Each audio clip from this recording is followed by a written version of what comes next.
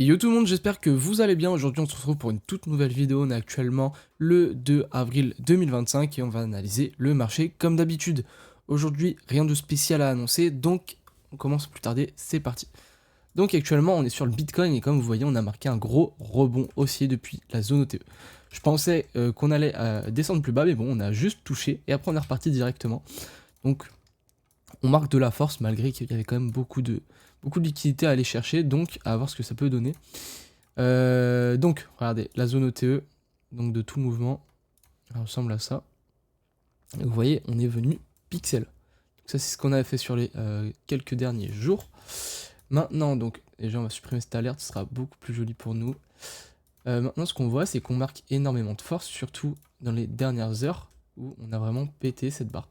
C'est également ce que je vous avais dit sur le Telegram, qu'on allait bien sûrement... Alors, peut-être remettre ma tête sera mieux.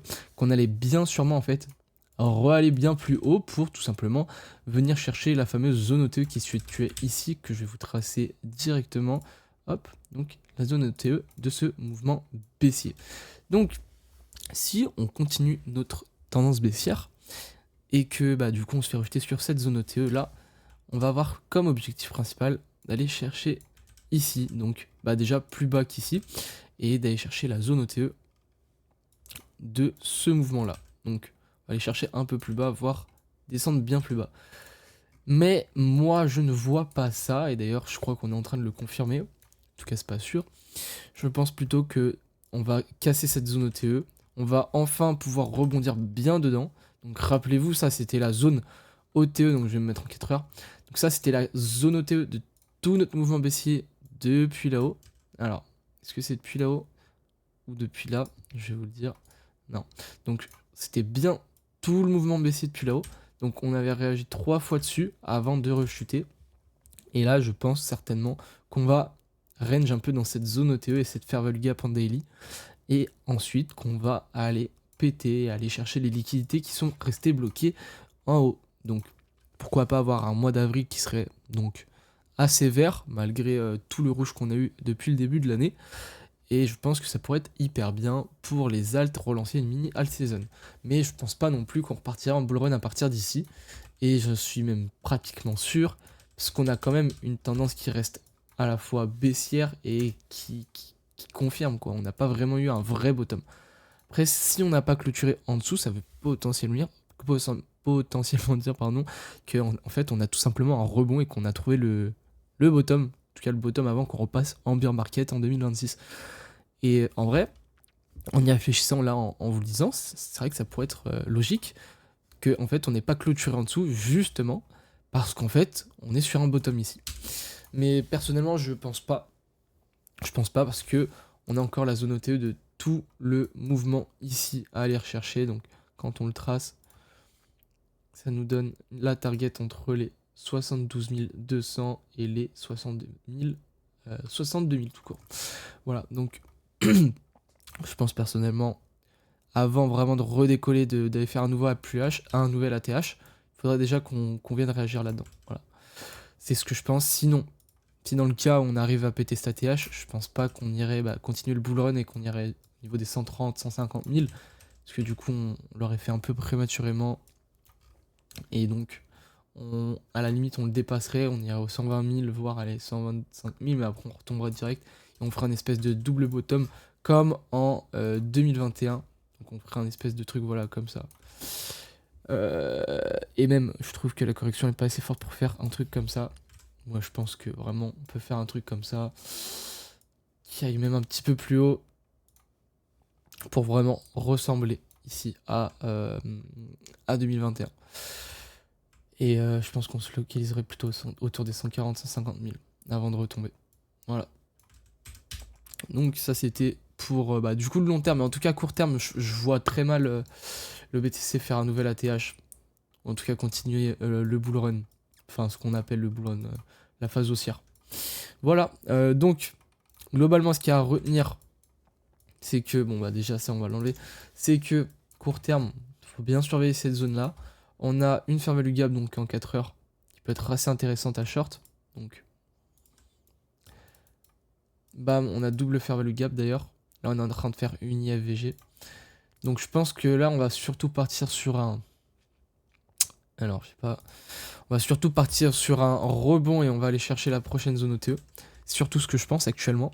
Étant donné la pattern, on est en train de former une inversée de fair value gap. Donc à voir comment les prochaines 4 heures se passent.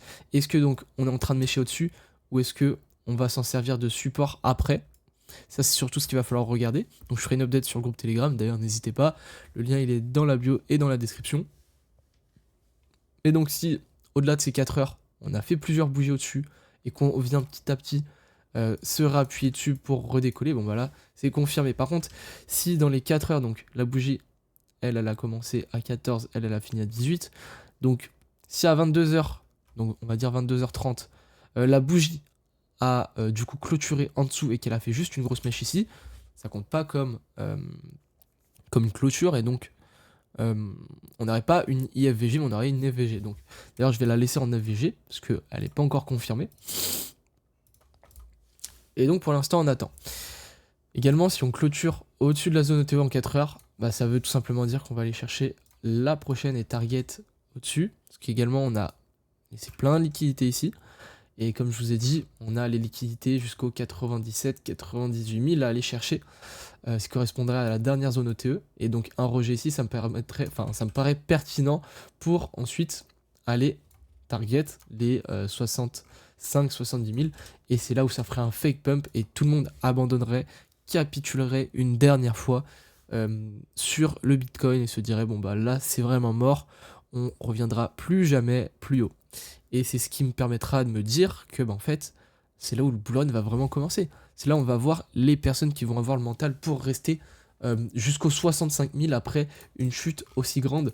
Parce imaginez-vous qu'on revienne ici pour aller jusqu'au... Alors on avait dit tout à l'heure 70 000, fait quand même un moins 30%. Et je pense que le moins 30% il se ferait en quelques semaines. Donc franchement, il faut être solide sur les nerfs, il faut vraiment avoir un plan pour rester là-dedans. Parce que moi je vous le dis... si vous arrive ça en peu de temps, c'est quand même complexe. Donc, après j'ai une autre théorie de pourquoi on est en train d'aller si haut, c'est parce qu'on a pas mal de fair value gap. Comme vous l'avez vu en une heure, on a une ici. Tac, quand on la tire, on est en train d'être en résistance dessus. Par contre, sur toutes les autres, actuellement en inversé de fair value gap. Après, on les a plus comblés que autre chose, mais voilà, on en a plusieurs. Et moi, ce que je trouve intéressant là, ce serait pourquoi pas d'attendre la clôture et se repositionner ici.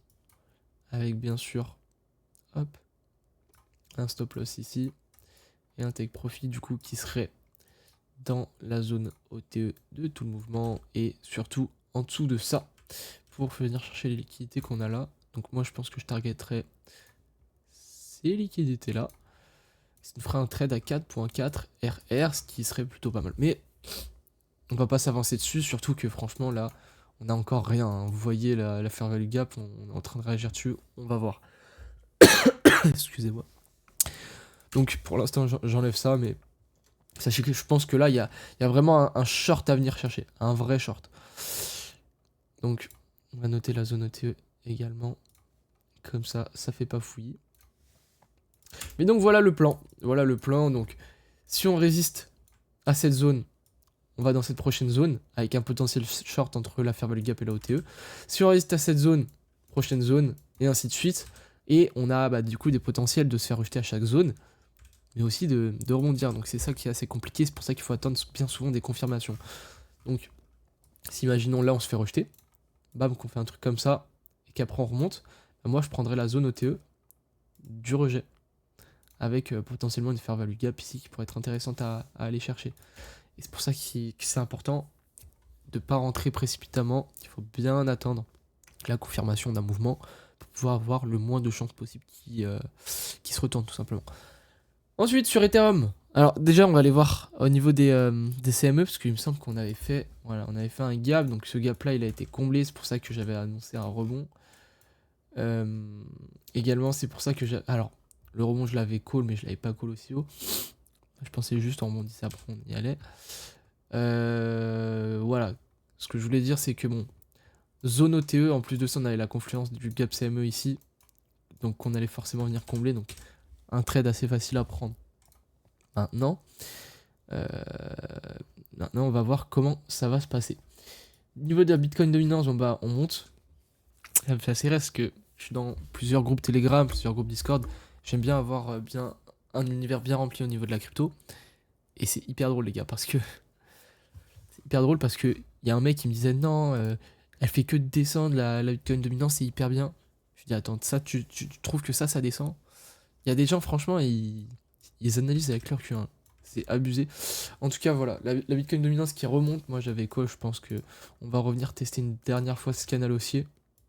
Même si ça veut rien dire encore une fois.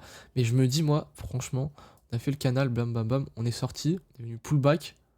On est ressorti et là on essaye de refaire soit un pullback, soit de réintégrer. Je sais pas pourquoi pas d'augmenter, de venir sweep la mèche d'ici. Donc de faire peut-être un truc comme ça. Et après, bam, de bien tomber. Ce qui irait en même temps, je pense que bah, les 99 000 sur le BTC. Et donc là, on aurait potentiellement une reprise. Bah, du coup, de la hype, une reprise des gens qui pensent qu'il va y avoir le bull run, que ça va continuer, que c'est maintenant qu'on va aller chercher les 120 000, 130 000, 140 000. Et donc ça correspondrait. Niveau d'Ethereum, donc niveau d'Ethereum, le trade est toujours en cours pour ceux qui l'ont pris, pour ceux qui sont dedans. On va enlever tous les graphiques qu'on a. Bon, tout simplement, est-ce qu'on peut... Voilà, tout simplement, on peut aller ici. Donc on est en train de pullback cette zone, cette fameuse zone-là. Donc cette zone qui correspondait à... Alors, cette principale zone comment on peut dire ça, de support-résistance. Donc regardez, ici, bam, on casse, résistance, résistance, résistance. On casse, pullback, vous voyez avec la mèche, pullback, et là on décolle. Ensuite on revient, résistance, résistance. Ensuite on remonte, résistance, on break, on passe dessous. Et donc actuellement, comme vous voyez, on essaye de la remonter, la repasser. Et en weekly, vous voyez, ce serait plutôt cohérent en vrai. On fera un pump and dump et donc du coup on clôturerait pas vraiment en dessous. Alors on a clôturé en dessous ici. Mais on remonterait directement après. Et ça, quand on remonte directement après une bougie, c'est genre une fausse sortie. Et donc là, franchement, ce serait cohérent qu'on reste, je sais pas, aux alentours des 1900, qu'on vienne au demi chercher une fair value up, etc. Et puis même avec le BTC qui pump aux 99 000 dans ce scénario-là, l'Ethereum, je pense, viendrait au niveau des 2500 prendre déjà la première fair value gap qu'on a là.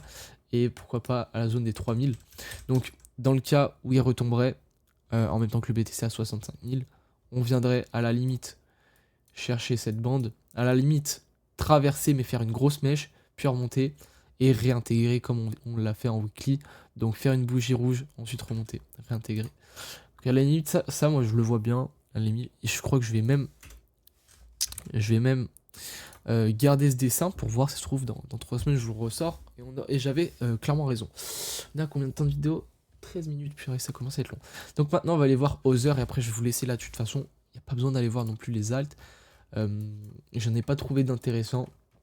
Surtout que, en fait, étant donné que le BTC, tout le monde s'attendait à qui dump ou à qui pump, en fait, c'était assez mitigé. Bah, pas trop de patterns. Il y avait des patterns de short, des patterns de long, mais les deux ont été invalidés parce que BTC, il a fait un énorme crash, puis après, il a extrêmement remonté.